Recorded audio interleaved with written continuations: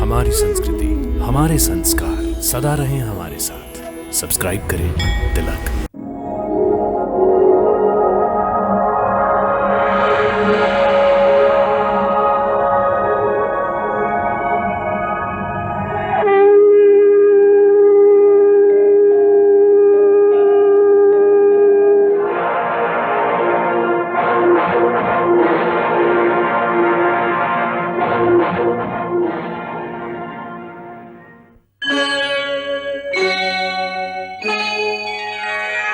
कृष्णा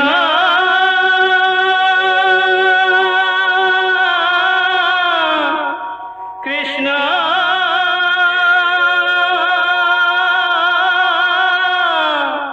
हरे कृष्णा हरे हरे।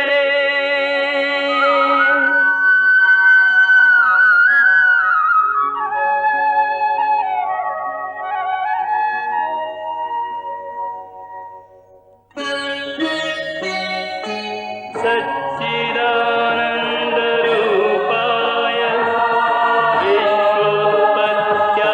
विश्वोत्पत्त्यादिहेतवे तापत्रयविनाशाय श्रीकृष्णाय वयं नमः।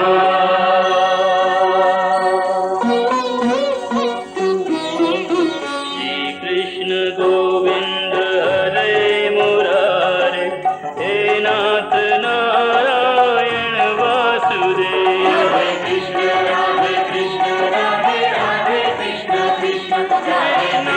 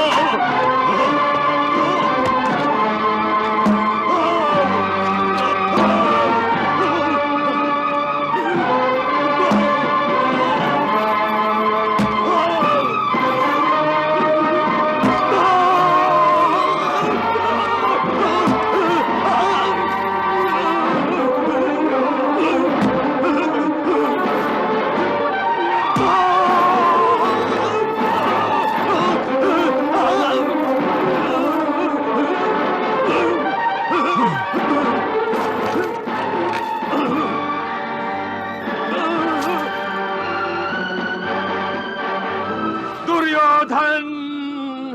दुर्योधन! युवराज! युवराज! युवराज! युवराज, आपकी ये दशा।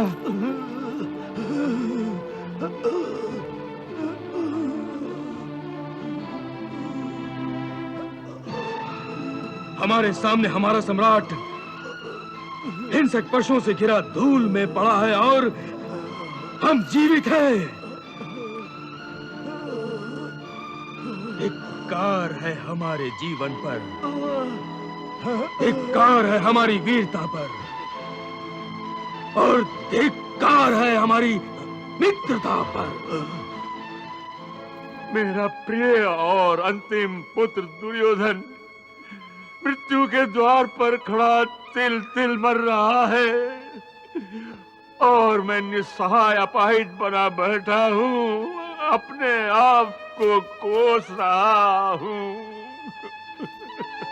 महाराज, हम अपनी इच्छा से जीवित नहीं हैं, बल्कि हमारे भाग्य ने हमें दंड देने के लिए जीवित रखा है, ताकि हम अपने ही हाथों से अपने पुत्रों को तिलांजलि दे सके।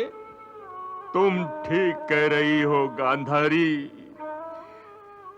संसार में माता पिता के लिए सबसे बड़ी सजा यही होती है कि उनके जीते जी उनके पुत्रों की मृत्यु हो, उनकी अर्थी उठे।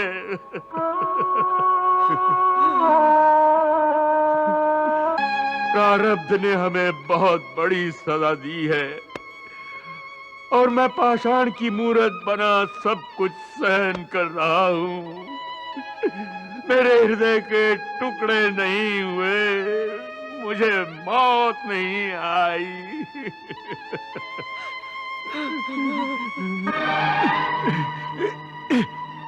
नहीं निकल सकते मेरे प्राण, नहीं निकल सकते। तुम्हें पीड़ित देखकर मेरी आत्मा भी छटपटा रही है मित्र। अश्वत्थामा, जिस प्रकार मेरा अंग अंग तड़प रहा है, उसी प्रकार तुम भी तड़प रहे हो।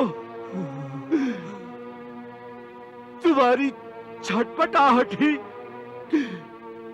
इस बात का प्रमाण है कि तुम मेरे परम मित्र हो। परंतु अश्वत्थामा, हाँ युवराज, मैंने तुम्हें कभी अपना मित्र नहीं समझा, परंतु मैंने तुम्हें सदा अपना मित्र माना है। युवराज, मुझे बताओ, मैं तुम्हारी ये पीड़ा किस प्रकार दूर कर सकता हूँ? बताओ, बताओ, मैं क्या करूँ तुम्हारे लिए? मैं नहीं अश्वत्थामा, मेरी पीड़ा तो केवल मेरे मरने के पश्चात ही समाप्त होगी।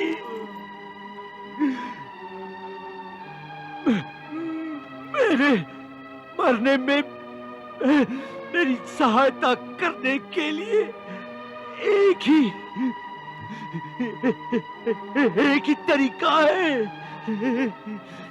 कि तुम मुझे उन 5 पांडवों के सिर ला दो, सिर ला दो बस। उनको देखकर ही मेरी अंतरात्मा तक शांत हो जाएगी और मैं एक विजेता की भांति हंसता हंसता मर जाऊंगा। परलोक में एक विजेता की भांति चला जाऊंगा। मित्र, मैं कृपाचार्य कृतवर्मा के सामने तुम्हारे रक्त से सनी हुई इस मिट्टी को अपने हाथों में लेकर प्रतिज्ञा करता हूं कि जिन पांडवों ने तुम्हारे रक्त को मिट्टी में मिलाया है, मैं उन पांडवों को मूल्यमेट कर दूंगा।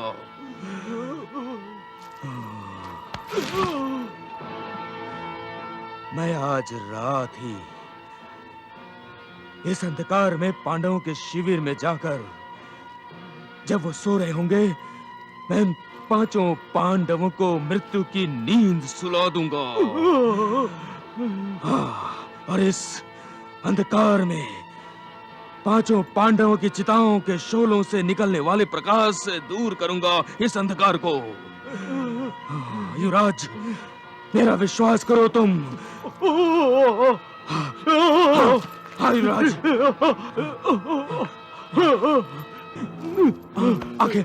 आंखें खोलो युवराज, आंखें खोलो युवराज, युवराज आंखें खोलो तुम, आंखें खोलो युवराज, युवराज, युवराज आंखें खोलो। युवराज, अश्वत्थामा,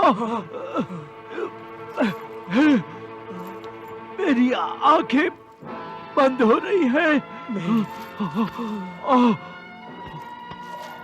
और यमराज के दूत मेरी आत्मा को खींच निकालने के लिए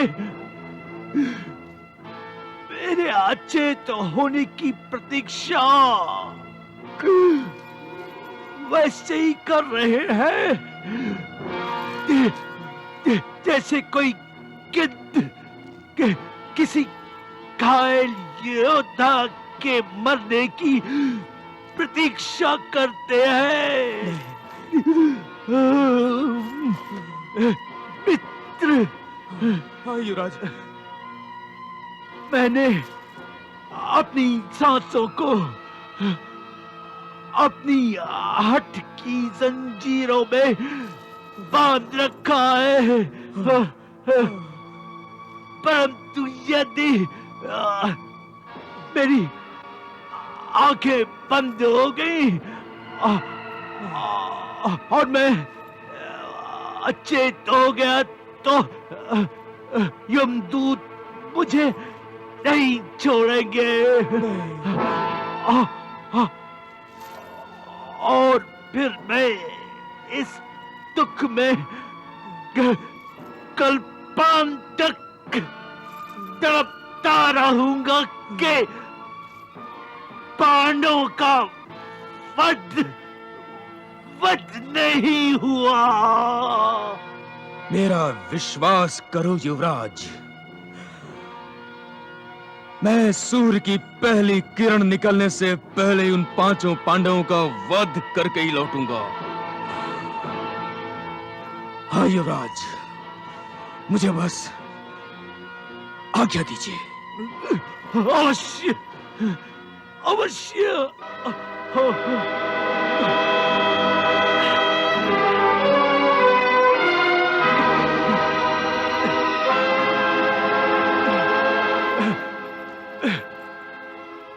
मित्र, मैंने अपने रक्त से तुम्हारे माथे पर तिलक करके तुम्हें अपना सेनापति बनाया है।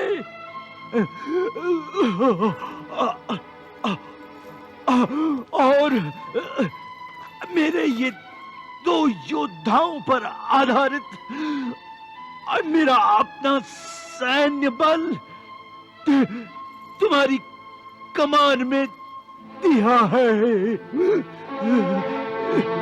जाओ अश्वत्थामा, जाओ मेरी ओर से पांडवों से युद्ध करो और मेरी विजय का समाचार मुझे सुनाओ। जाओ अश्वत्थामा, जाओ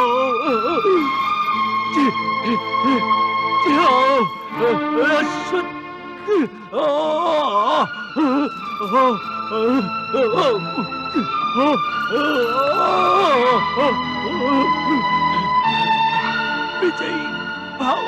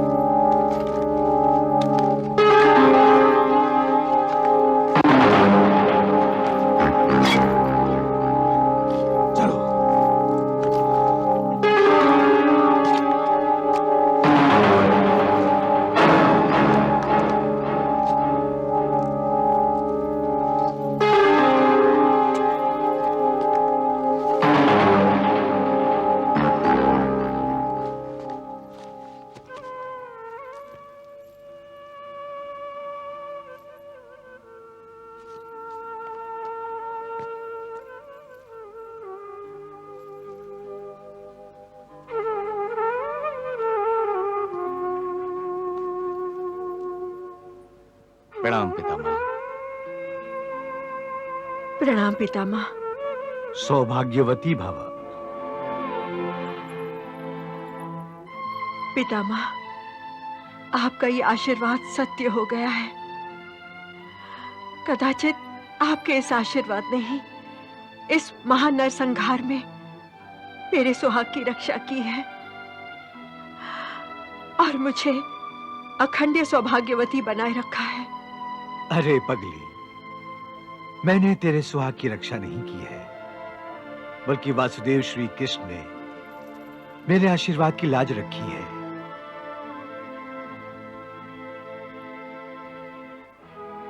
पांचाली, मैं तो तुम्हारे बंधे हुए बालों को देखकर ही समझ गया था कि प्रभु ने मेरे वचन को अपनी कृपा से सत्य कर दिया है। ये महायुद्ध पांडवों ने जीत लिया है। पांडवों की जीत का समाचार सुनकर मेरी आत्मा को परम संतोष प्राप्त हुआ है। हे केशव, तुमने मेरे मन का सारा बोझ हटा दिया है। अब मैं निश्चिंत होकर अपने प्राण त्याग सकूंगा। नहीं पितामह, ऐसा कहकर आप हमारी जीत को हार में ना बदलिए।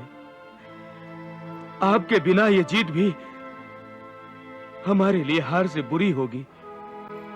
केशव, समझाओ अपने प्रिय शिष्य को।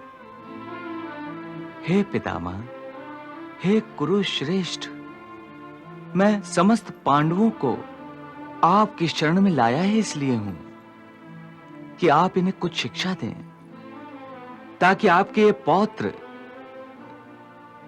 सत्य और न्याय का ध्वज लिए धर्म के पथ पर अग्रसर हों। हे केशव, मेरा प्रिय पुत्र युधिष्ठिर और समस्त पांडव तुम्हारे नेतृत्व में न्याय, धर्म, सत्य और सदाचार को प्रतिष्ठा प्रदान करेंगे, ये मेरा पूर्ण विश्वास है। परंतु युधिष्ठिर, जीवन की राहों में जाने अनजाने मुझसे जो भी गलतियां हुई हैं, उनसे तुम सदा ही बचना। मेरी तरह तुम उन्हें कभी दोहराना नहीं। पुत्र, मैं अपनी प्रतिज्ञाओं की जंजीरों में बंधा अपने कर्तव्य और धर्म से हमेशा भागता रहा। जब मेरे दोनों भाई चित्रांगद और विचित्र वीर की मृत्यु हो गई थी, तब माता सरस्वती ने मुझे राजपाट का उत्तरदायित्व सौंपना चाहा, परंतु मैंने अपनी प्रतिज्ञा के कारण राज सिंहासन को ठुकरा दिया था। तब मुझे इस प्रतिज्ञा का ज्ञान नहीं था कि मनुष्य की प्रतिज्ञा उसकी निजी समस्या होती है, परंतु जब देश पर, समाज पर संकट आए तो उसको अपनी प्रतिज्ञा तोड़ने में कोई संकोच नहीं करना चाहिए। ऐसा करने से कोई अधर्म नहीं होता। इस बात का उदाहरण वासुदेव श्री कृष्ण ने मुझे दिया था, जब युद्ध भूमि में वासुदेव ने अपनी प्रतिज्ञा तोड़कर हथियार धारण किया था। रुक जाओ केशव, रुक जाओ, रुक जाओ केशव, रुक जाओ माधव, रुक जाओ केशव, रुक जाओ। अपनी प्रतिज्ञा तोड़कर ये तुम क्या कर रहे हो? लोग क्या कहेंगे? लोग कहेंगे ना कि मैंने अपनी प्रतिज्ञा तोड़ दी। कल का इतिहास मुझे दोष देगा ना कि मैं कहता कुछ हूं और करता कुछ। ठीक है, मेरा नाम बदनाम होगा ना, तो हो जाने दो, परंतु मैं अधर्म को धर्म पर विजय प्राप्त नहीं करने दूंगा। मैंने मानव रूप में अवतार इसलिए लिया है कि अधर्मियों को जीतने का अवसर ना दूं। मेरा जन्म ही धर्म की रक्षा के लिए हुआ है। हे पार्थ, जब धर्म की रक्षा के लिए शेष कोई नहीं बचता, आशा की अंतिम किरण भी अधर्म के अंधकार में डूबने लगती है, जब मेरा अर्जुन भी कायर हो जाता है, तब मैं स्वयं आता हूं धर्म की सुरक्षा के लिए।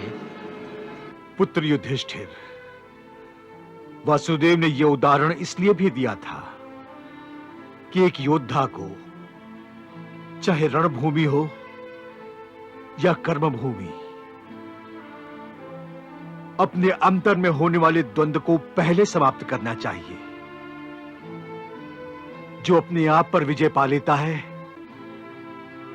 वो एक सफल योद्धा, एक सफल शासक बन जाता है, और जो अपने आप पर विजय नहीं पाता वो प्रतिशोध में अंधा हो जाता है और एक योद्धा होकर भी कायर बन जाता है।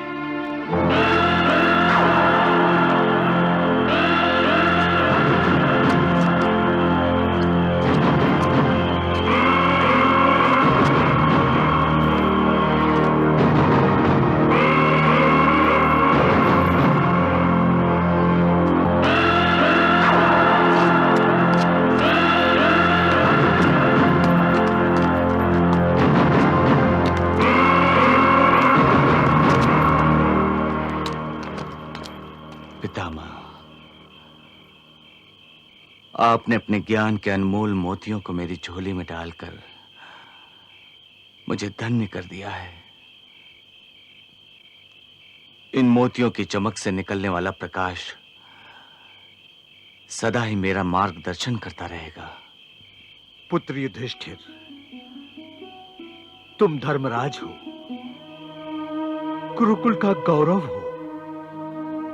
तुमने कभी धर्म के विरुद्ध कार्य नहीं किया, परंतु फिर भी न जाने क्यों मेरे मन के किसी कोने में एक छोटी सी शंका है जो बार बार कांटे की तरह चुभ रही है।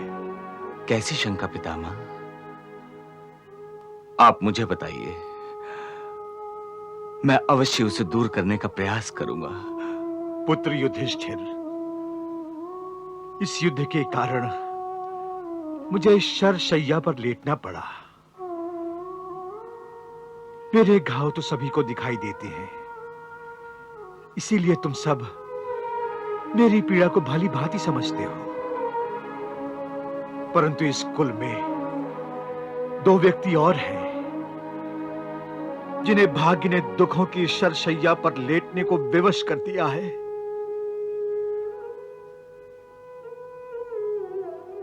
उनके घाव किसी को दिखाई नहीं देते, नहीं उनके घावों से रक्त बहता है,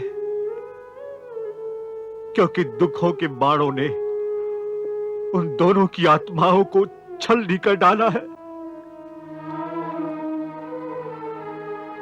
मैं जानता हूं पितामह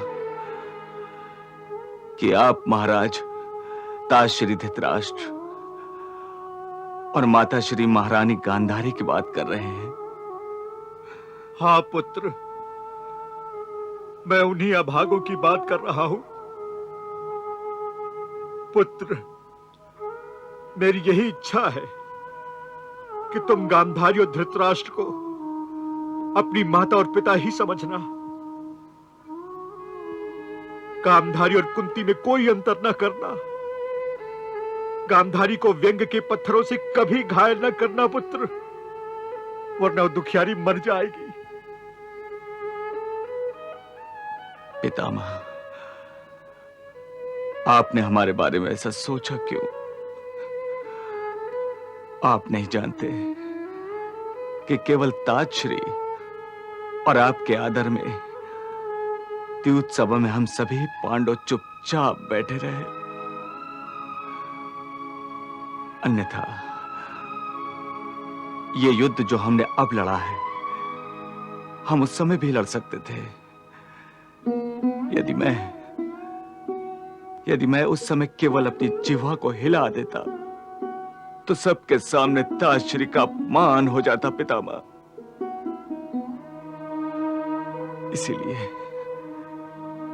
इसीलिए हमने वनवास जाना स्वीकार किया, परंतु अपने कुल श्रेष्ठ का अनादर करना स्वीकार नहीं किया पितामह, नहीं किया। मैं जानता हूं पुत्र, तुम बड़े ही आज्ञाकारी हो।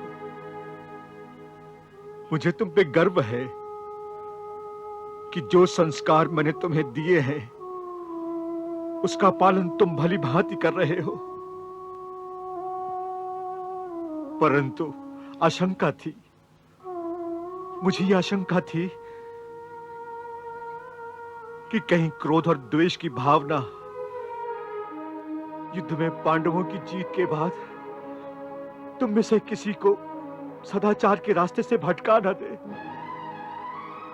विश्वास रखिए पितामह, मेरे जीते जी कोई भी पांडव मेरी आज्ञा का उल्लंघन नहीं करेगा और ना ही किसी भी कुल श्रेष्ठ का अपमान करेगा।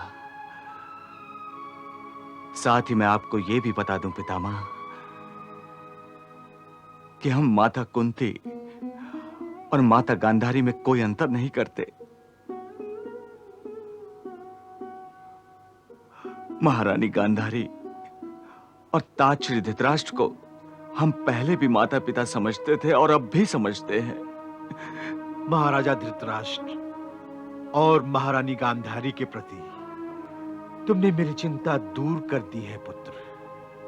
आपको चिंता नहीं, हम पर भरोसा करना चाहिए पितामह। यदि आपके मन में अब भी कोई शंका है तो मैं अपना दिल खोलकर आपके सामने रख देता हूं।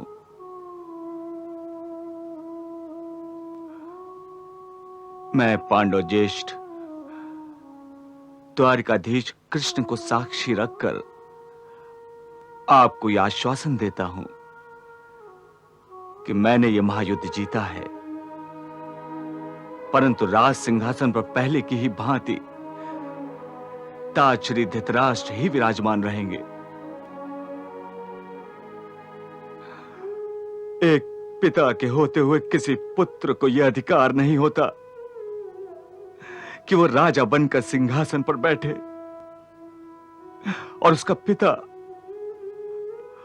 पिता राज दरबार में उससे नीचे किसी छोटे आसन पर बैठे। पितामह,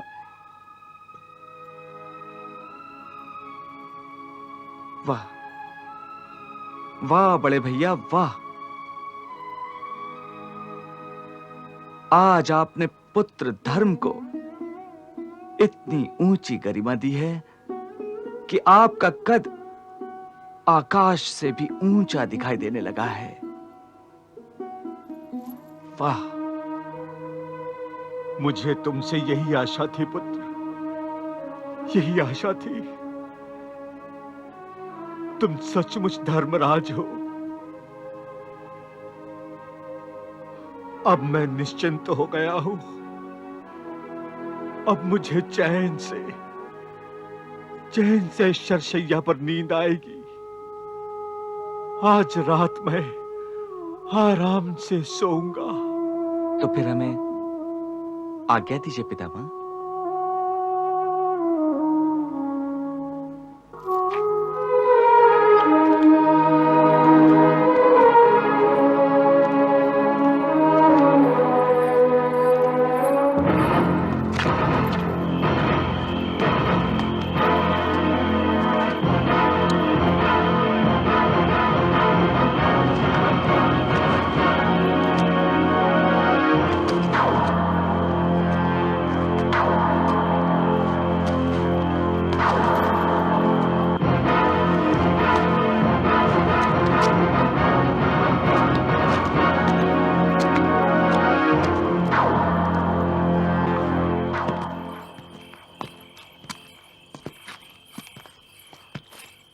सारथी जी, रथ घुमा लो।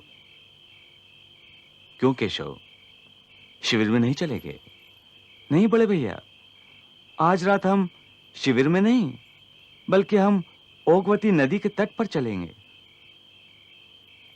परंतु क्यों केशव? नर हत्या का प्रायश्चित करने के लिए। नर हत्या प्रायश्चित? हाँ बड़े भैया, इस महायुद्ध में अपने क्षत्रिय धर्म का पालन करते हुए आप सब ने बड़ी वीरता दिखाई है।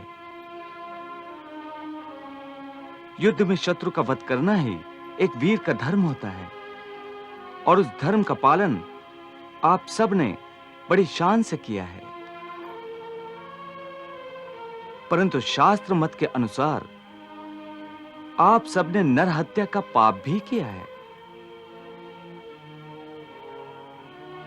इसी नर हत्या के पाप से मुक्ति पाने के लिए शास्त्रों में प्रायश्चित कर्म का विधान है। उसी प्रायश्चित कर्म के लिए मैं आप सबको ओघवती नदी के तट पर ले जा रहा हूं। परंतु मधुसूदन, यह कार्य तो कल भी हो सकता है। मैंने सोचा था कि इतनी रातों की नींद इकट्ठा हुई है, आज मजे से डटकर सोएंगे। नहीं भीम भैया, आज रात एक सुनहरा अवसर है जिसे हमें खोना नहीं चाहिए। अर्थात ये कि आज अर्धरात्रि के समय अनुराधा नक्षत्र कुंभ राशि में प्रवेश करेगा। यह काल प्रायश्चित कर्म के लिए बड़ा शुभ माना जाता है। यहां तक कि जिसके हाथों नर हत्या का पाप हुआ, उसे उस पाप का प्रायश्चित करने के लिए इसी मुहूर्त की प्रतीक्षा करनी पड़ती है। जब अनुराधा नक्षत्र कुंभ राशि में प्रवेश करे, ये प्रभु की कृपा ही समझो कि ये युद्ध समाप्त होते ही ये मुहूर्त तुम्हें प्राप्त हो गया। इस दैवीय अवसर को हाथ से नहीं जाने देना चाहिए, अन्यथा इसके लिए फिर कई वर्षों तक प्रतीक्षा करनी पड़ती है। अब शीघ्रता से चलो, हमें बहुत दूर जाना है। चलो पांचाली।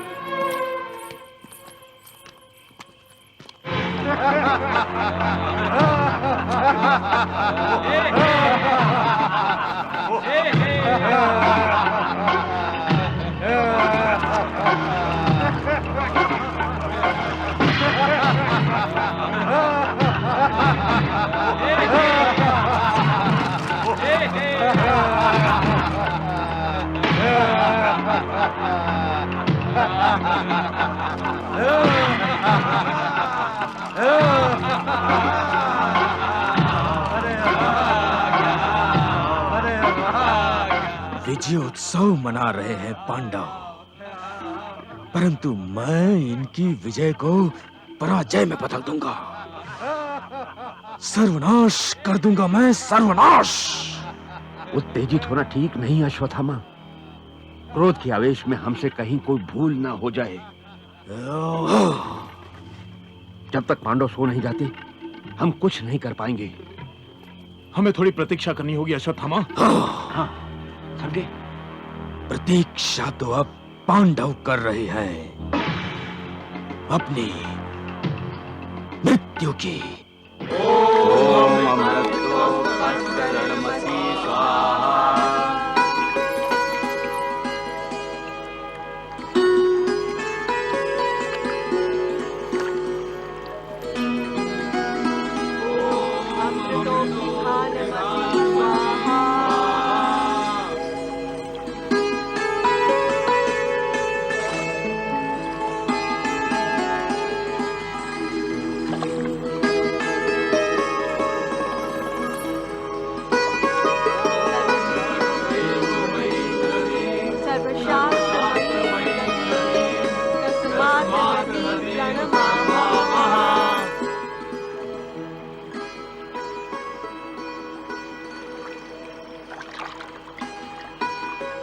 हे जलौघमयी नदी देवी, आप गंगा की ही प्रतिमूर्ति हो, इसलिए हमारे पाप शापों को तत्काल नष्ट करने की कृपा करें।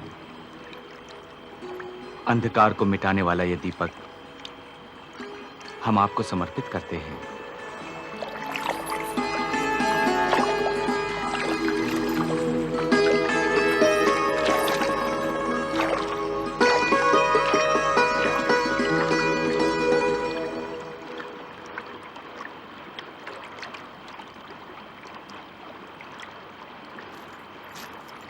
कितनी गहरी शांति है यहाँ।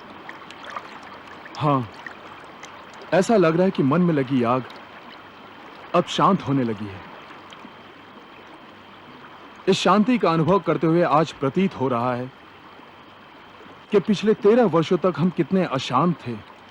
परंतु इस शांति को पाने के लिए हमें कितने ही बलिदान देने पड़े हैं। बड़े भैया, बलिदान, त्याग और समर्पण के बिना मन को शांति प्राप्त नहीं होती। हाँ केशव, अपने मन की शांति को प्राप्त करने के लिए हमने सदा ही भारी मोल चुकाया है। आप सभी के साथ जो कुछ भी अतीत में हुआ उसे आप भूल जाइए, क्योंकि अब आपको अपना खोया मान, सम्मान और अधिकार मिल गया है। हाँ केशव, हमें हस्तिनापुर से छल कपट से अपमानित करके निकाला गया था, परंतु अब हम हस्तिनापुर में सम्मान के साथ प्रवेश करेंगे। परंतु हस्तिनापुर में जाकर भी मेरे मन को शांति नहीं मिलेगी। परंतु क्यों भीमसेन? इसलिए कि हमारी शांति भंग करने वाला हस्तिनापुर का वो अंधा सम्राट अब भी वहां मौजूद है। ये अशांति उसके षड्यंत्रों ने तो फैलाई थी। जिस धरती पर उसके सांसों की दुर्गंध फैली हो, वहां मैं सुख और चैन की सांस कैसे ले सकता हूं? कैसे मेरे मन को शांति प्राप्त हो सकती है? भीम भैया, युद्ध तो अब समाप्त हो गया है, परंतु आपके मन से द्वेष की भावना अब भी समाप्त नहीं हुई है। परंतु भीमसेन, सम्राट धृतराष्ट्र ने हमारे साथ जो कुछ भी किया, उसकी भयंकर सजा उन्हें मिल चुकी है। हाँ। उनके सारे के सारे पुत्र मारे जा चुके हैं। परंतु जरा ये तो सोचो कि माता गांधारी का क्या दोष था, फिर भी उन्हें अपने सारे पुत्रों को खोना पड़ा। हाँ। मैं जब भी उस साध्वी के बारे में सोचता हूं तो मेरा मन कांप उठता है। मेरी अंतरात्मा मुझे माता गांधारी का अपराधी समझती है भीमसेन। परंतु मैं अपने आप को अपराधी नहीं समझता। यह तुम्हारे अंदर का द्वेष बोल रहा है। पर माता गांधारी के 100 के 100 पुत्रों को मारने के बाद तुम्हें कोई भी अधिकार नहीं है कि तुम अपने अंदर द्वेष को पालो। मैं कोई ऋषि मुनि नहीं जो अपने मन की भावना पर नियंत्रण रखूं। जो मेरे मन में है वो छुप नहीं सकता, चाहे वो आवेश हो या द्वेष। यदि ऐसा ही द्वेष माता गांधारी के मन में हो कि तुमने उनके 100 के 100 पुत्रों को मार दिया, तो क्या? भीमसेन, तुम्हें माता गांधारी की शक्ति के बारे में पता नहीं है। यह तो अच्छा है कि उन्होंने अपनी आंखों पर पट्टी बांध रखी है। यदि उन्होंने पट्टी खोलकर तुम्हें द्वेष के साथ देख भी लिया तो तुम वहीं के वहीं भस्म हो जाओगे। इसलिए मैं कहता हूं भीमसेन कि तुम अपने क्रोध पर संयम रखना सीखो। अपने मन में से द्वेष और घृणा के विकारों को निकालकर उन्हें स्वच्छ और निर्मल कर दो। फिर तुम्हें चारों ओर शांति ही शांति का आभास मिलेगा भीमसेन। सम्राट, इस नदी के तट पर सभी को मना शांति का आभास हो रहा है, परंतु अचानक न जाने मेरा मन क्यों अशांत होने लगा है।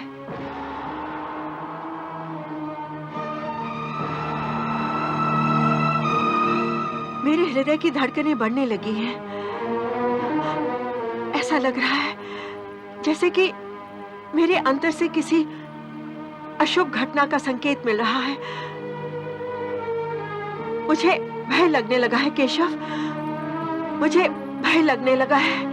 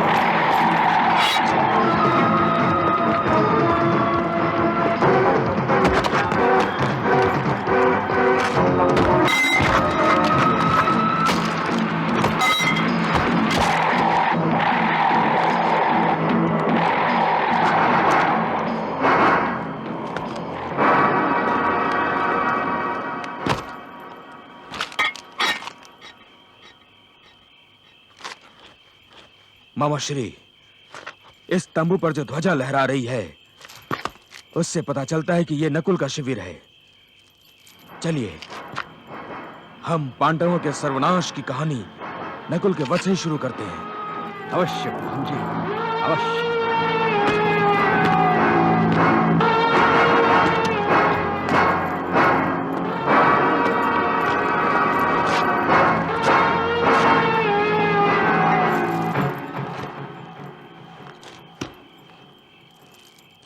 धृष्टद्युम्न,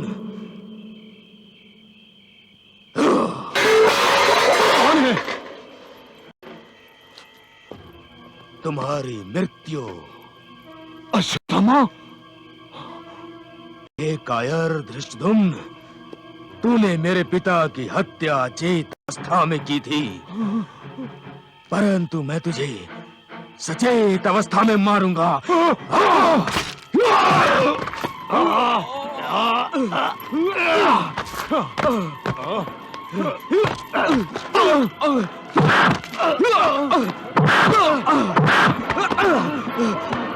तूने मेरे पिता को अधर्म से मारा था, आज मैं तुझे अधर्म से ही मारूंगा। अधर्म का उत्तर अधर्म से दूंगा।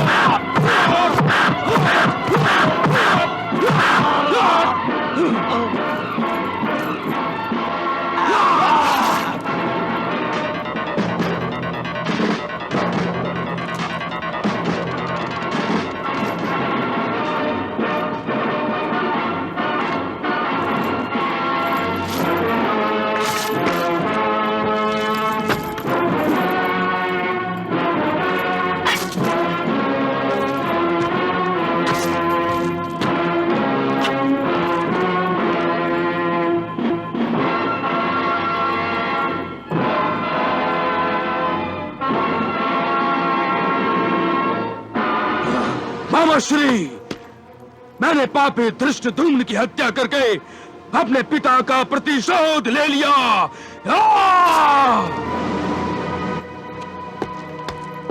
अश्वत्थामा, तुम? शिखंडी,